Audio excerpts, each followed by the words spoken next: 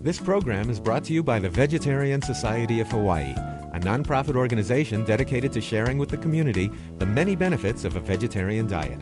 Free monthly meetings include vegetarian experts found locally and on the mainland, quick and easy cooking demonstrations, and healthful and delicious food samples. Members enjoy an informative quarterly newsletter, social activities, and discounts at many vegetarian-friendly restaurants and health food stores. For an application, call 944-8344. That's 944-8344. Or visit our website at www.vsh.org. vsh.org. Aloha, and welcome to the monthly public lecture of the Vegetarian Society of Hawaii. It's good to see all of you here tonight. The Vegetarian Society of Hawaii, since 1990, has continued to follow our mission of promoting human health, animal rights, and protection of the environment by means of vegetarian education. As we've grown to become one of the largest nonprofit vegetarian societies in the nation. We'd like to encourage those of you who are not yet members, and even those of you who are not yet vegetarians, to join the Vegetarian Society tonight. Our members receive an informative newsletter, as well as discounts at grocery stores such as Down to Earth, all vegetarian, organic and natural, and many vegan and vegetarian-friendly restaurants. Your membership will more than pay for itself. I'd now like to acknowledge our hardworking meeting volunteers. Dr. Ruth Heydrich, former VSH president, at the reception table. Hi there, Ruth. UH Professor Emeritus Carl Saff, who has hosted our speaker, and her able friend and assistant, Debbie Tuttle, as well as providing the beautiful lays for them tonight. We have also Dr. Bill Harris at the video camera, and we'll have Ariane Lee, Angie Pham, Jim Thompson, and Carl again helping us in the kitchen. Thanks to all of you. I see Patrick came back in here. He's there. Thanks, too, to all of you who have recently volunteered to help us. We've been asking you to help us publicize this talk, and I'd like you to know that we very much appreciate your efforts. Also, thanks to University of Hawaii senior Risa Kamsi, who's chosen to help VSH as her senior service learning project. She is organizing a VSH table for us, which will be at the UH Manoa Campus Center on Wednesday, March 21st from 9 a.m. to 3 p.m. Please be sure to stay after tonight's talk to enjoy samples of the recipes demonstrated, the ingredients for which were donated by the generosity of Down to Earth. You can also view videos of this and many of our previous presentations on our website, vsh.org, where you'll also find lots of other great information, including recipes, our famous dining guide, as well as past newsletters. It's now time for our special guest. We're delighted to have with us tonight Robyn Openshaw, the Green Smoothie Girl. Robyn Openshaw is the founder of greensmoothiegirl.com, including Robyn's blog, which she started in 2007, and which now gets almost 100,000 hits a month. Her mission is to help and inspire people to attain vibrant health through a whole foods, plant-based, mostly raw diet. She has earned degrees from Brigham Young University and the University of Utah. She has also taught at BYU and lectures throughout the country. She is the author of 10 books, including the best-selling The Green Smoothies Diet and the 12 Steps to Whole Foods course. She resides in Lindon, Utah, and is the mom of 4 teenagers, all of them competitive athletes. A competitive tennis player herself, she also loves to grow organic vegetables, cook, and read everything in sight. Robyn's talk tonight is entitled 10 Minutes a Day to Spectacular Health, which will include a demonstration of one of her favorite recipes. Please welcome Robyn Openshaw.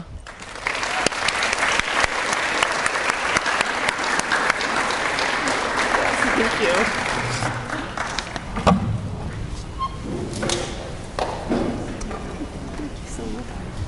And this is my friend and Green Smoothie Girl longtime reader, Debbie Tuttle, who helped bring me here. Actually, she just did it all, actually.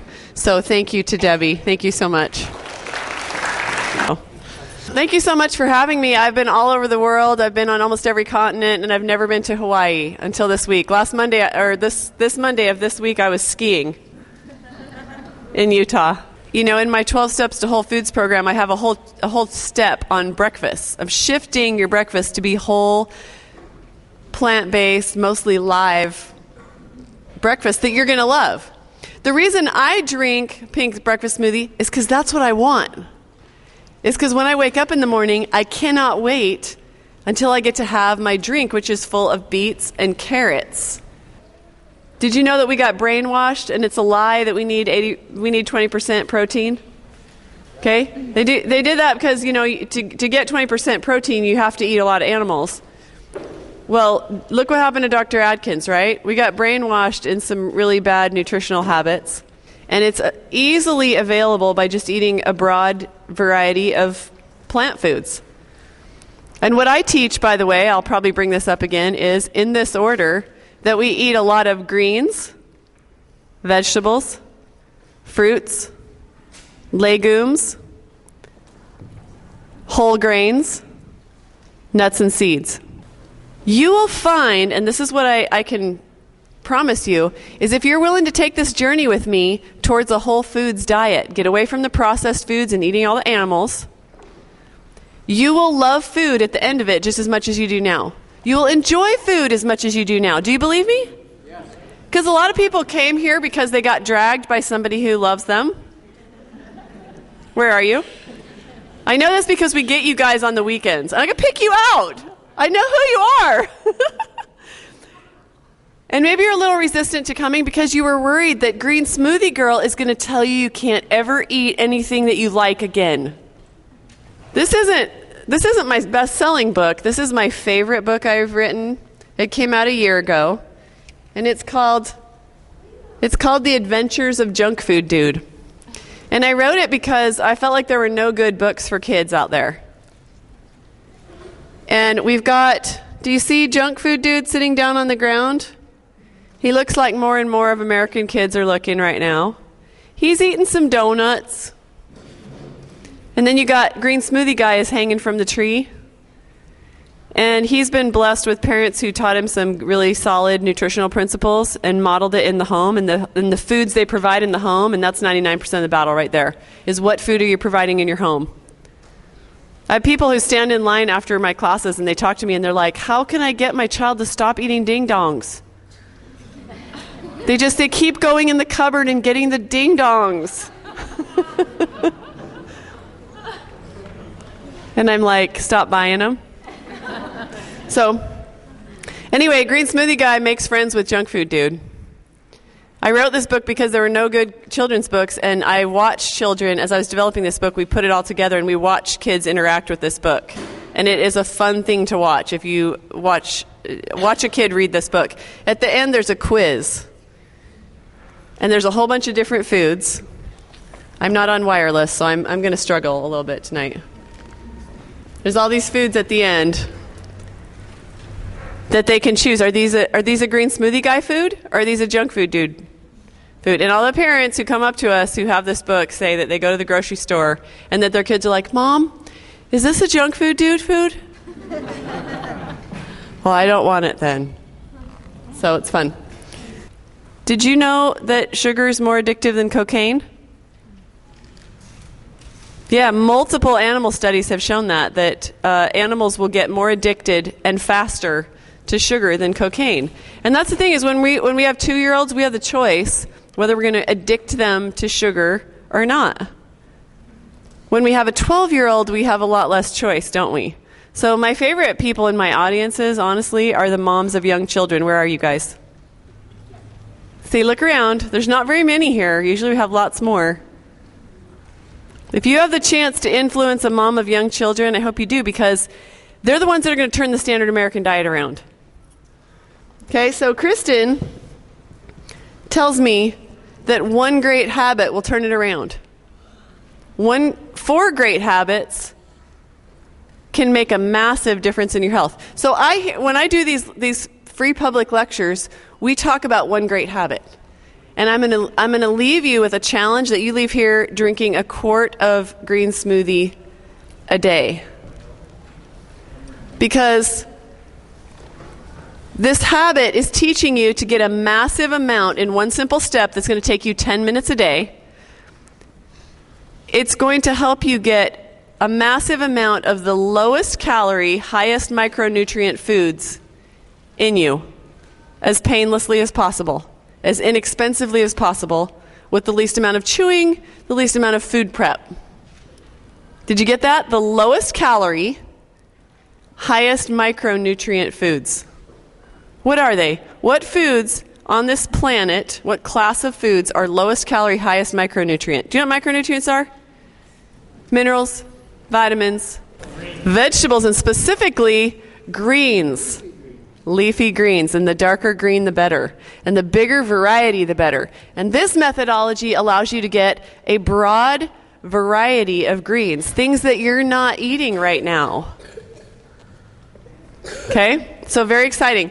Now, every time I bring staff to these lectures,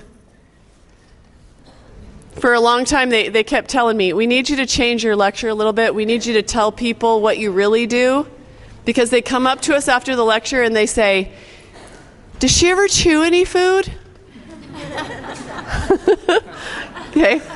So just need you to know that I chew food like everybody else, and I'm a big fan of chewing.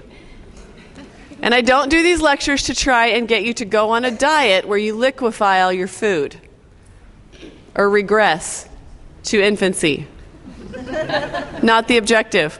My publisher and I had a 6-month war over this title. This is my best-selling book, The Green Smoothies Diet. And we had a war over the word diet in this book. Because I said, I have no interest in teaching people to go on a diet. There are too many people going on too many diets. They don't work. And they said, but that's what sells. And I said, I don't care. And we went around on that, and ultimately they won. So if you get this book, I'm happy to sign it, but if I have a black Sharpie, I'm likely to cross out the word diet. They always tell me, please remind them that we are teaching a step. We're teaching a step in a lifestyle. That is really what I'm here to do. And the reason I teach you this particular thing is that I call this habit that I'm going to demo for you tonight, highest and best use of your kitchen time. Because you can spend about 10 minutes and you get a dramatic impact on your health. And we're going to talk about what my research says that you can expect if you start doing this thing and drinking a quart of green smoothie a day, okay? Are you excited? Okay, me too. The reason I do that is that what happens is we see gains in your health, in your energy, when you do this one thing. What I would like is for that to be a first step. I hope it doesn't stop here.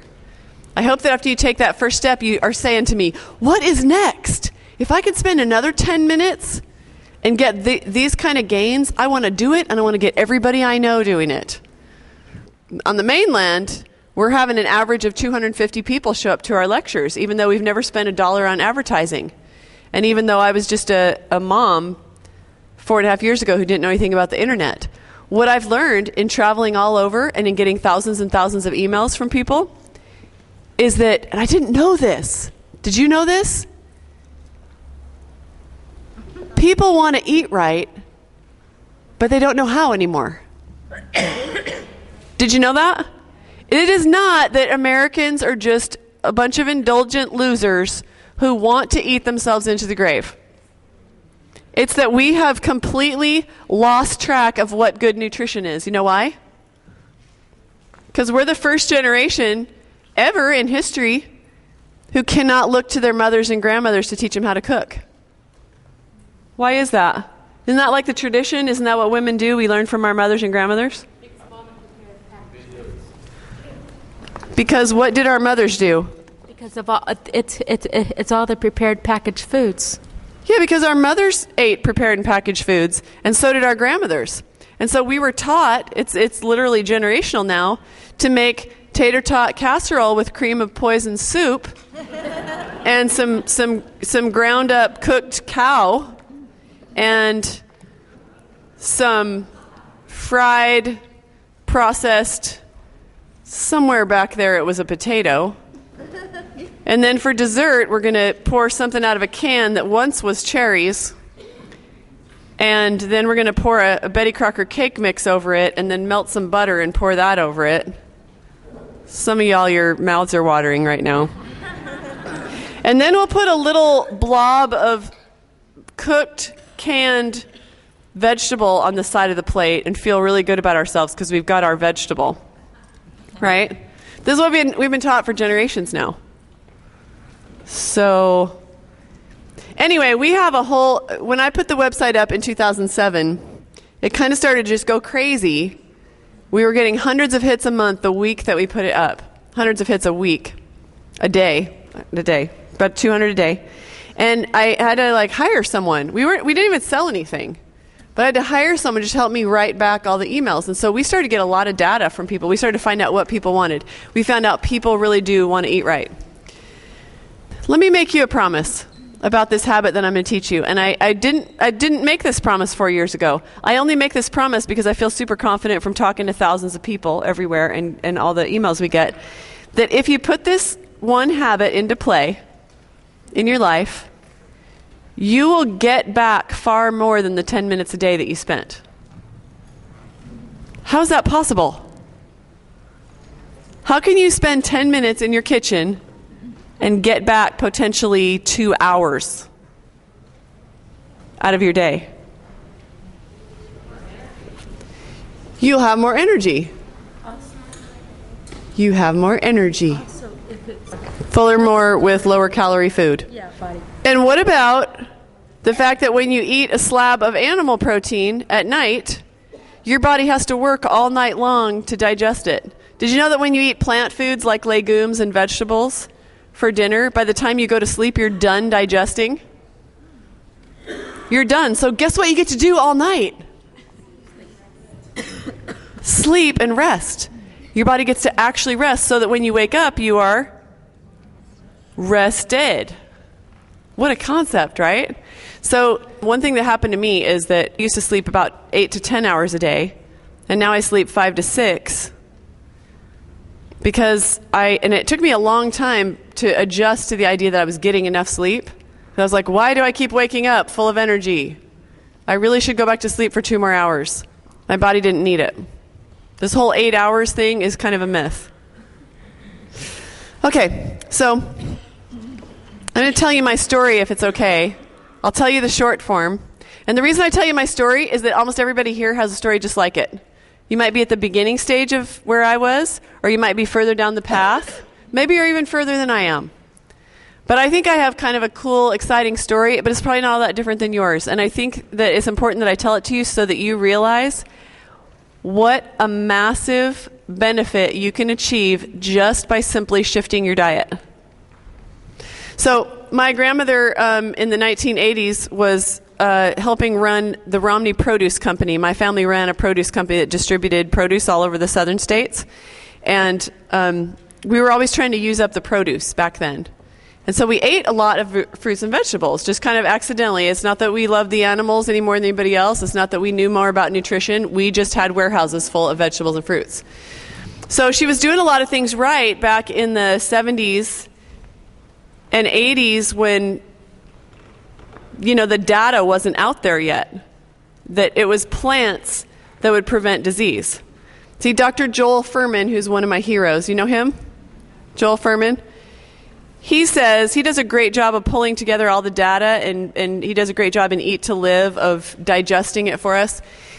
He says there's now more data that a plant-based diet prevents degenerative disease than there is evidence that smoking causes lung cancer. There's now a bigger avalanche of empirical evidence that eating plants prevents degenerative disease than there is evidence that smoking causes lung cancer. It's less publicized, but there's more data. Right? Pretty amazing. Well, we didn't know that, but we were just using up the produce. Well, my grandmother was also a product of post-World War II generation when the sugar rationing was lifted. Everybody was eating Swanson and Pepsi and Betty Crocker, all that stuff. So she was also eating lots of processed food, and she was drinking a lot of Dr. Pepper. She was a Dr. Pepper addict. And at 52, in the early 1980s, she was diagnosed with stage 3 metastatic melanoma cancer. And she went to MD Anderson, and they told her that there was a 99% chance that she'd be dead in a year. Unless she did this chemotherapy and radiation, and then there was a slightly less chance that she'd be dead in a year. And my grandmother's kind of a renegade, and she's not a big believer in modern medicine, and so she left and said no thanks to that. And she undertook a 100% raw plant-based diet, and she started juicing stuff. And that's what I remember at my grandmother's house is I just felt like I would enter the Twilight Zone. You go in there, and there's lots of really dreary foods being eaten and prepared. And my grandmother got kind of obsessive about food, and she drank so much carrot juice that she turned orange. And I remember being super embarrassed when I was 15. When I was with her, I was like embarrassed because she was orange. And I was 15, you know. About a year into this path she was on, my grandmother had 7 children, and 6 of them were boys. And the other one was my mom. And her middle son was diagnosed with Hodgkin's disease. He was 31. And he was told by his oncologist, do this chemotherapy and radiation and you'll be fine. We got this. It's stage 1. You're young. You don't even have any symptoms. You just have night sweats. He went to the doctor because he had night sweats, found out he had stage 1 Hodgkin's. You know, Hodgkin's is one of the most treatable forms of cancer there is. And it's actually one of the 4 types of cancer that actually responds to chemotherapy. Of course, if you do chemotherapy and you have Hodgkin's, there's an 80% chance you'll get leukemia. But the medical profession, usually doesn't apprise people of that fact. So my uncle said, let's do it. Let's go. He did chemo. He did radiation. So while I was 15 years old, I watched my grandmother turn orange and beat stage 3 metastatic cancer and go on to live another 25 years and meet the rest of her 49 grandchildren. And I watched my uncle choose cutting, burning, poisoning. And he died 18 months later and left behind an 8, 6, and 4-year-old. He was a new Price Waterhouse partner. And it was obviously a devastating time in my family. I watched a miracle and a tragedy at the same time. And I'm not telling you that because I think that anybody who chooses this has this outcome or vice versa, and I don't want to judge anybody's cancer choices. That's not why I'm telling you that story. The reason I'm telling you the story is that I was so shaped by it. I watched how powerful food is as medicine. And we don't want to believe that anymore, do we? We're jaded. We're so numbed by technology that we think everything that heals us has to be whiz-bang. It has to involve, proprietary technologies and drugs. What if many of our answers are in the simplest things? Remember, any of you who are Christians and know anything about the Bible, you remember Naaman in the Bible who was told to go wash in the River Jordan 7 times? And he didn't want to do it. Why wouldn't you want to go wash in the river and cure yourself of a horrible disease? Because it's too simple. We don't want to do simple things anymore. We're the age of whiz-bang. So I watched how what Hippocrates said was so true. Let food be thy medicine and medicine be thy food. Remember that? Isn't it ironic that he's the father of modern medicine? Look how his philosophies become bastardized. I mean, the whole medical profession's been pretty much co-opted by pharmaceuticals, yeah? Have we gotten a little bit far away from that idea that food is medicine and medicine is food? So I would just like to get out there more. Any time people show up to listen, I'm going to be here telling about it. Food is medicine. And we have to do it every day. And it starts with coming up with some great habits. So you'd think I left my grandmother's wonderful example and became a raw foodie and end of story, right? Nope. I left home and ate all the crap I could get my hands on. Because I was raised by... My mom watched what my grandmother did and she put it into motion. And I was raised right. I was raised in a plant-based diet, big, huge green salad on the plate every night. Partly because, you know what? That's the cheapest way to eat, too. And we were a one-income family in a very expensive suburb of Northern Virginia, and I was the oldest of 8 children. We didn't have anything. And so that's how we survived it, is we ate a lot of beans and a lot of greens. And we grew a lot of it. So I was raised right, and then I left, and I ate all kinds of crap, and I got married really young, and then I got pregnant with my first baby, and he was a twin. And I had been through all these infertility treatments for like 5 years, and I was probably infertile because I was like super fat. And I lost my twin. And when my baby was born, after I had him, I weighed 183 pounds, had 20 chronic health conditions. I had a giant tumor, about that big, under my arm. Had 3 autoimmune diseases, including eczema so bad that I would scratch myself to the point of scabs all over my joints. When I wake up in the morning, I was covered with scabs. I had anxiety and was taking Zoloft because I couldn't sleep because my mood disorder was just out of control. I couldn't run a city block, let alone a mile. I had migraine headaches. And TIA, trans-ischemic attacks, you know what that is? I was having mini strokes, and my right arm would go numb, and I couldn't see. And I'd have to go in a dark room and take lots of drugs. And there was the infertility. Gosh, what else? So many things. So 20 chronic health conditions, and I was overweight, verging on obesity at the age of 25. And when my baby was 6 months old, I weaned him onto cow's milk because that's what the pediatrician told me to do because that's what everybody else did, right? And that's when he went from being a reasonably healthy baby to an extremely sick baby. And we were in and out of hospitals, and we were in and out of emergency rooms and doctor's offices. And one day I was in the doctor's office. He had been diagnosed with asthma. And the doctor gave me another prescription for steroids. And as I was leaving his office, he said, "This is going to stunt your baby's growth. It's guaranteed that it's going to stunt his growth because this is his 5th course of steroids. If you have 5 courses in a year, it's a virtual guarantee." And I said, "Well, this is actually 5 courses of steroids in 7 months." And I handed the prescription back to him. And he handed it back to me. And I said, "Well, you can't give me this, so what else can you give me? Do you have any other options?" And he said, "You are out of options. We've been through all the options. Remember the oxygen tent in the hospital? You know all the bronchodilators that he's been on?" I'm like, "Yeah, every 4 hours I strap a gas mask to my baby's face, right?" You guys know about the bronchodilators? Have you seen the babies with the gas mask strapped to their face? It's like 20 times more asthma than there was 30 years ago. We had lots of antibiotics. And my baby had fallen below the 5th percentile. And sometimes he would breathe like 80 to 85 times a minute in the middle of the night, and I wasn't sleeping.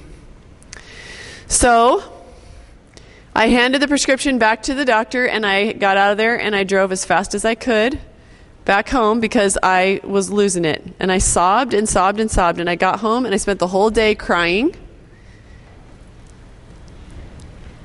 And then the next day I started calling all the earthy, crunchy people like, I don't know, Debbie. She's a master herbalist.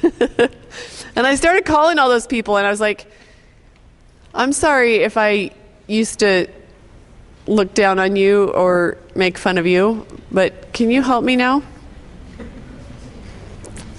Because I had sort of educated myself past the point of being interested in that kind of stuff. I kind of had this attitude of, well, I have an advanced degree, and I don't want to listen to anything unless it's been published in a peer-reviewed journal and it's a double-blinded, placebo-controlled, longitudinal study. Do you know what I'm talking about? I was a little high on my education. Well, look where my education got me, right? I started hanging out in the health food store and asking random people questions to see if I could get some help for my baby. because I had realized that I came up on and bumped my head on the edges of what modern medicine was going to do for me. I'd been to lots of doctors, I'd had lots of tests. We had taken a lot of drugs. And 3 people told me to go see this guy. And I went to see this guy, and he told me to put my baby on a 60 to 80% raw, 95% plant-based diet. Did you get that? Because it's what I teach now. He passed away last February from a motorcycle crash, but he's my other hero besides my grandmother. 60 to 80% raw, 95% plant-based diet. Now, I'm not teaching you 95% because I think you have to eat 5% animal products. I'm teaching that because then people don't go running out the door. And when I heard it, I was like, I can do that. I can do 95% plant-based. You know why? Because 95% isn't 100%. And that felt doable to me. And maybe you start at 95% and you get closer to 100% from there, whatever. But I went home to do that, and it took me a year. It took me a year of experimenting and trying recipes and buying lots of ingredients that were kind of yucky. Have any of you ever bought umeboshi plum paste? Me too. It was in my freezer for 17 years before I threw it out. And I was like, I'm not throwing this out. This cost me $18. So I tried a lot of yucky things, and I tried a lot of recipes, and I bought a lot of recipe books. And I spent a year changing my family's diet. And the first thing I did was I just got my baby off of dairy and sugar. And I got him onto lots of greens, vegetables, and fruits. That was the first thing that I did. And I made lots of yucky recipes. I made him cry a whole bunch of times. And I spent lots and lots of time making recipes that should never be made except by chefs. One time I made a raw pizza. I thought that'd be a great idea, right? A pizza. So I made a raw flaxseed crust in my dehydrator after I sprouted the flax seeds. And I spread it really thin, and it took me several days just to make the crust. And then I made a cashew cheese, E-E-Z-E, right? Cheese. And I spread it on there, and I shredded a whole bunch of vegetables and put it on there. And I fed it to my family, and they ate it in 10 minutes.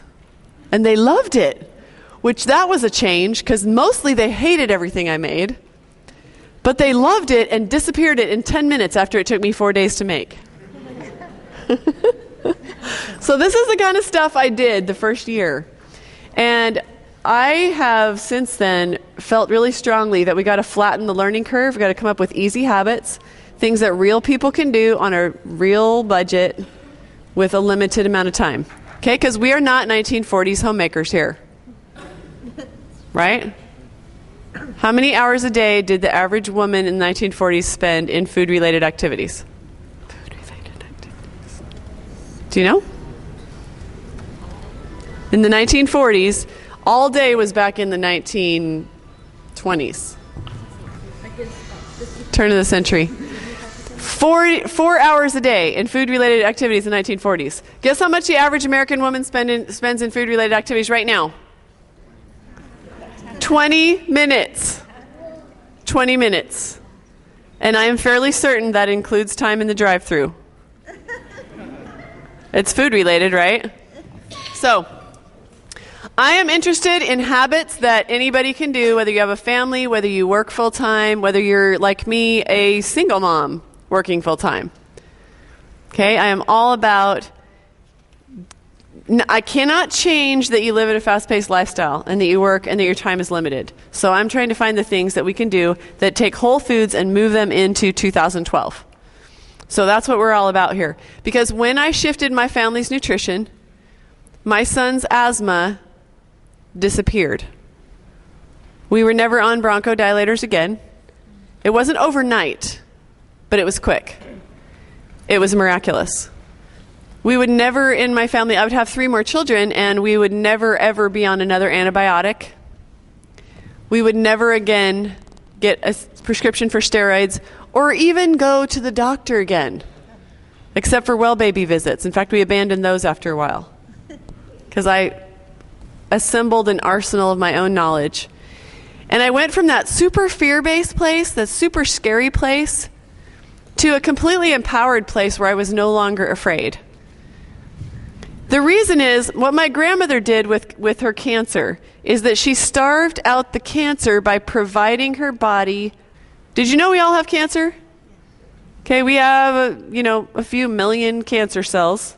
That's normal. But your immune system may be keeping it in check. And then there's some people whose immune system stops keeping it in check. When I took my son to the guy who told me 68% raw and 95% plant-based diet, he said to me, we're going to alkalize. Okay, we're going to take your baby out of this acidic state that he's in, and we're going to make him more alkaline with food. He said, because what the medical doctor did, what the pediatrician did, is he said, there's a swamp here, and we have some alligators in the swamp. And what your pediatrician calls the alligators is asthma. Okay, do some of you have a condition that might be your alligators in your swamp? Like what? Tell me. I have allergies. Asthma, allergies.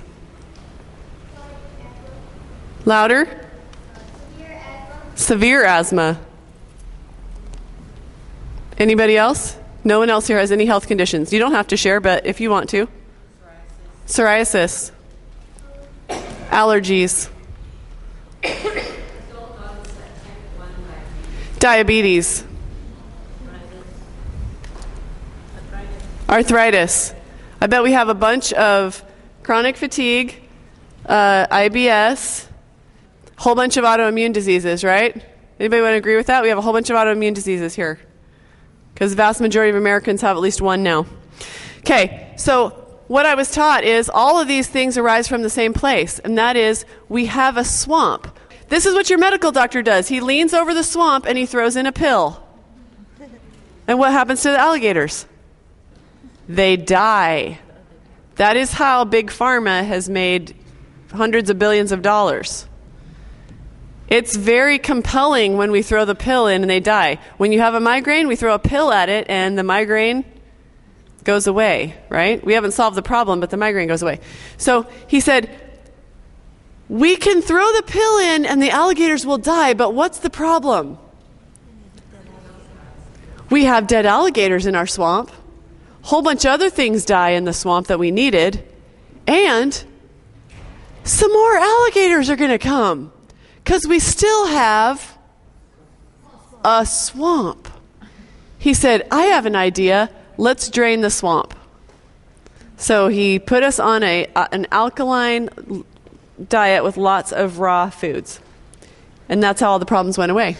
And not only is my son, when I was in California last weekend, he was, 3 of the moms were texting me, your son just hit a walk-off home run to win the pre-finals game in this tournament we're in. My son is also being watched by some universities because he's a 90-mile-an-hour fastball pitcher for a state championship baseball team.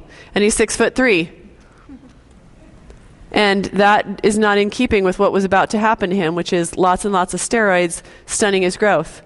Because it's his birthright to be tall. And that's why I walked out. It was vanity, honestly. It was vanity. I was like, no, I come from baseball players.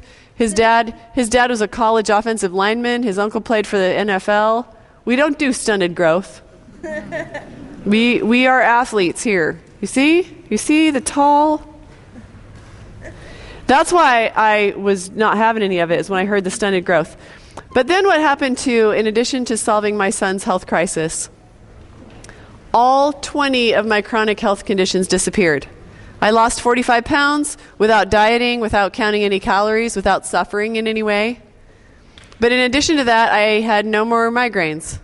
I had no more anxiety. I have not had a need for any drugs in many, many years. I have no autoimmune conditions for 15 years now, at all, not one symptom. Now I run 5 miles in the morning, and often at night I'll go ride my bike in the canyon 20 miles or go do Zumba with my friends for an hour. or play tennis again. You know why? Because I can and because I want to. Because I'm not managing energy all day long.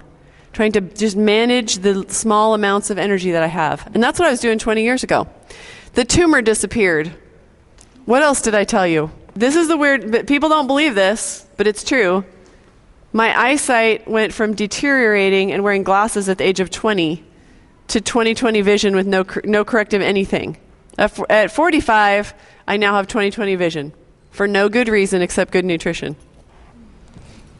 So, I can't tell you, some of you are going to stand in line afterwards and you want to talk to me and you're going to say, does this work for da-da-da-da-da? And I can't tell you what is going to happen for your specific health complaint. That would be unethical of me, right? But I will tell you from all the thousands of people we talk to that when you start addressing nutrition, and you can do it in simple ways that you enjoy, profound, amazing, miraculous things happen. And it happens every single day when somebody is willing to just climb a few steps and put a few things into play. They're not even hard. Like I said, find one great recipe, you can potentially turn around 25% of your health. And you can find recipes you love. And you can come out on the other side like junk food dude learns, that we still love our food. Because after 4 days of going off of sugar, something changes. And you're like, well, if that was the case, no one would eat sugar. No, it is the case, because you know why? Most people don't make it through 4 days off of sugar because they want to kill themselves by day 3, right? Do you know what I'm talking about? Has anybody gone off of sugar? Can it be really, really hard if you're really addicted? Okay, well, there's 3 people here who agree with that, so here we go. Do I have a volunteer who wants to come up and help me for a minute?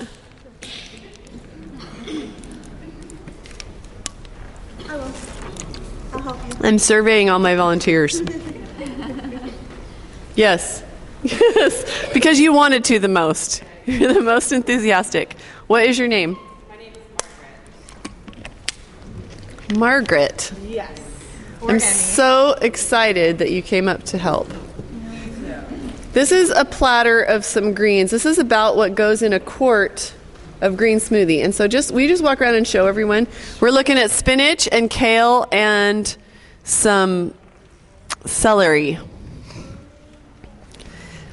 And you're going to see there's kind of a lot of green food on this platter. And this is about the amount that's going to go in your quart of green smoothie. Is it organic? Well, it came from down to earth. Do they have only organic there? Pretty sure it is. We also got some from Costco, and I requested organic. Okay, Margaret, show it to them fast. Just walk up here. I want everybody to see about how much is in a quart of green smoothie. Are you eating this amount of green? Are you chewing up this amount of green in your diet every day? I do. You are? That's awesome. How do you do it? With these products here, and spirulina.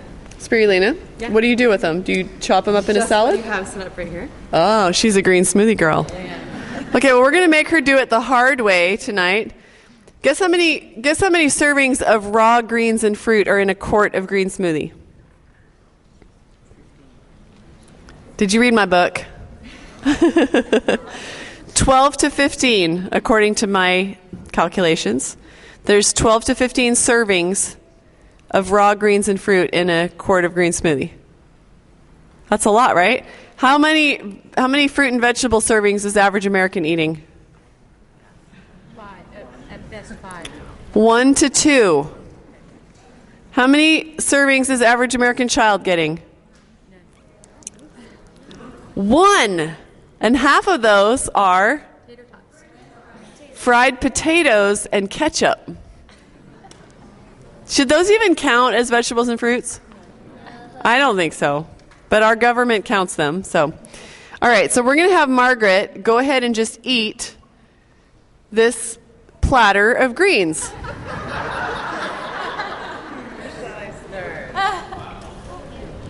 And so she's going to start with the spinach because it's kind of soft What else do you have there? Celery. That's a pretty easy one, I guess. What's this? What is kale? This is celery. That's kale. Are you excited to chew up this kale? I do like kale. Oh, good. Usually when it's blended up in liquid form. It's easier for you to eat when it's in blended form. Okay, so you're going to go over there so you don't steal my thunder. Okay. But you guys just go ahead and like time her. You got a watch? No? No one has a watch. It's going to taste better, and you're going to have a sample of it tonight. And also, when we blend it up in a high-speed blender, we are breaking open the cell walls so that the nutrition is instantly available. What Margaret's doing is she's struggling. Her mom probably cut the crusts off of her Wonder Bread for her when she was a little girl. And probably cut the peel off the apple, because we wouldn't want to eat the 90% of the nutrition, because we don't want our children to actually have to chew anything, right? And we now have a really hard time breaking high cellulose foods like greens down into a form that we can actually extract the minerals from it. So I'm not saying you shouldn't eat salads, because you should. And in my 12 Steps to Whole Foods program, that's a major focus. We start with this. We start with this habit. But one of the other habits is, here's a tip. Here's just a little trick. If you want to start eating salads that you love again, put some fruit in it and put some nuts or seeds in it. Those are the ones everybody loves. Those are the ones that go at the parties. And then have a really great dressing. And we have 18 unbelievably fabulous Whole Foods dressings in my course. So she's just plugging away over there. And I really should get going with the green smoothie demo, huh? But a couple more statistics. Guess how many calories are in your quart of green smoothie? The way I'm going to show it to you tonight. 188. Okay, so you're going to have less than 200 calories in a quart. Some of you aren't even going to be able to drink it all, because it's going to so fill your stomach. Yeah? So that's exciting. Again, remember, lowest calorie foods, highest micronutrient foods. Off the chart in minerals, vitamins, and enzymes. We also don't have to pour lots of yucky salad dressing on these greens to get them down, because they're just greens and fruits, and they taste good in a jar. And you can drive around in the car, driving the soccer carpool or going to work. It's not just fast to make, it's also fast to drink. You can take it to work with you. You can share it with your coworkers, because everyone wants some green smoothie at your work. Right? Okay, so we're going to start with we're going to do about 1/3 water, 1/3 greens. They can't hear me. I'm going to add a little bit of agave, not because you have to put agave in. When I'm making it for myself, I don't put any sweetener in. Raw organic agave if you're going to use that. My favorite sweetener is actually stevia, which is herbal, and it has no impact on your blood sugar. Then when I say 1/3 greens, what I mean is I'm going to add greens and liquefy it until it is another 1/3 of the total. What kind of greens are spinach? I'm starting with spinach right now, and if you're new to green smoothies and you're kind of scared of textures or flavors, spinach is the best one to start with, because it's really smooth. It's very mild flavored. It's not bitter like some of the greens are. I'm going to add some kale and some celery, just because that's what we have. In your sample tonight, I used all the chard. And we used all the chard and all the collards. Otherwise, I would have more greens to show you. I just got caught up talking to Debbie, and I accidentally used all the greens for my demo. So now I just have kale and spinach left to show you. And some celery. Collards and chard I also have. That's in your sample tonight. So when you taste it, remember you're drinking spinach, chard, and collard greens.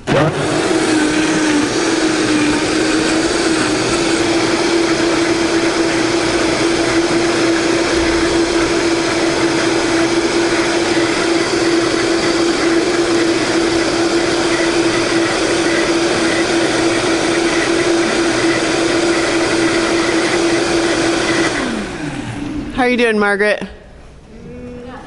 Are you going to beat me? I don't think you are either. Okay, so we would blend this up to about 6 cups. And then in honor of Hawaii, I, of course, am including pineapple. Where I live, we sometimes think it's too expensive. But you have it in abundance here. And also, in your honor, I'm adding bananas. I almost always put a banana or 2 in because it makes it very sweet and really creamy. So it's one of my favorite things.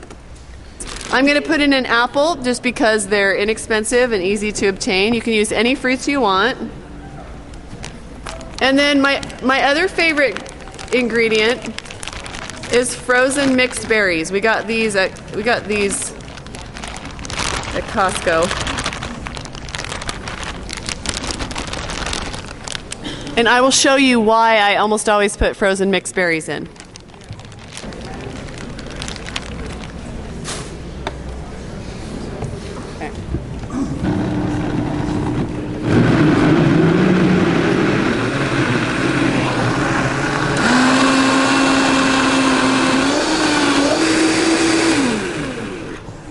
Okay, so do you see why I put the frozen mixed berries in? Just because we call it a green smoothie doesn't mean it has to be green. Some people don't like to drink things that are bright green. Little kids don't like to. Many adults don't like to, but almost everyone wants to drink things that are nasty brown. Doesn't that look good? If you put enough in, of course, it'll be purple, but thank you so much. So the idea is to get as much greens as you can in the ratio. So about 1/3 water, 1/3 greens, 1/3 fruit. Most people can tolerate that. When you get more greens, it's because you're hardcore. And I dig that. I think you're awesome if you do that. If you're getting like way more fruit than that, you are kind of lightweight. And it's time to ramp it up a little. Question? I saw a question. Yes. Fruit and vegetable combination. These aren't fruit and vegetables. These are fruit and greens. If you subscribe to food combining theory, and the only thing I really worry about with food combining is I don't think that animal proteins go with like fruits or simple carbs.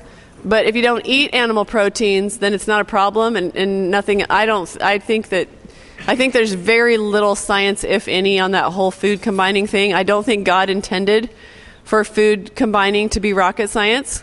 This is just gospel according to Green Smoothie Girl. Feel free to reject that if you want to. If you want to live by food combining theories, you can. However, even if you do, greens and fruit are not the same thing as vegetables and fruit. Okay, starchy vegetables take a little bit longer to digest. Greens and fruit digest in about the same amount of time in about the same part of the digestive tract. So they work very, very well together. To talk to you after class, but she's asking about cruciferous vegetables not being good for your thyroid. I think cruciferous vegetables actually are good for your thyroid. What she's referring to is that almost all whole foods have anti-nutrients in them. Okay, because the alternatives to whole foods that may have anti-nutrients in them is processed foods, which have about 100 major health concerns associated with them. I believe that anti-nutrients are a non-issue. Our body takes care of them and actually necessary for us. Where do I put nuts and seeds? Again, greens, vegetables, fruits, legumes, whole grains, nuts and seeds. Nuts and seeds are good food, especially when they're sprouted. You know what's a great thing to add to your green smoothie is some chia, hemp, or flaxseed. Because they're covering your omega-3 fatty acids, and you cannot get omega-3s from cobbling together raw materials in your body. You have to get it from an outside source. You have to get it from food. So, are you sick of it yet? Yeah, I gave up. Are you done? Okay, Margaret gave up, but she made a big dent in it, so give her a hand. Tell me those 3 answers in a different order so I know you'll remember it. Better digestion, weight loss, more energy. Okay, now let's ask a really interesting question. Who in this room does not need any of those 3 things? Any of them? Raise your hand if you do not need any of those 3 things. You do not need to lose weight, you do not need improved digestion, and you do not need any more energy. I had 175 people in my study. You had to make your own green smoothie. And here's what I found. 175 people had to be doing it for at least 30 days. 95.4% said green smoothies noticeably improve their health or quality of life. What if there's a 95% chance that if you do this thing for 10 minutes a day, it's going to noticeably improve your health or quality of life? Is that a big deal? There's a 95% chance. 85% experience more energy. 85% more energy. 79.5% experience improved digestion. There's an 80% chance your digestion will improve just from this. 65% experience fewer cravings for sweets and processed foods. What if you become less interested in soda and Twinkies? Just from getting your nutritional needs met. 65% chance that that will happen for you. 54% experience a more positive, stable mood. What if you get happier from a simple habit like this? 50% experience an improvement in skin tone. What if your skin gets prettier from drinking green smoothies? And this is the last one I'm going to talk about. 50% experience weight loss. In my study, the average weight reported lost was 18.25 pounds. Just from green smoothies. When you start drinking a quart a day that's only 200 calories, something else gets bumped out. People have a tendency to lose weight who need to. So that's exciting, right? Thank you so much for being with me tonight. Tell them we have samples.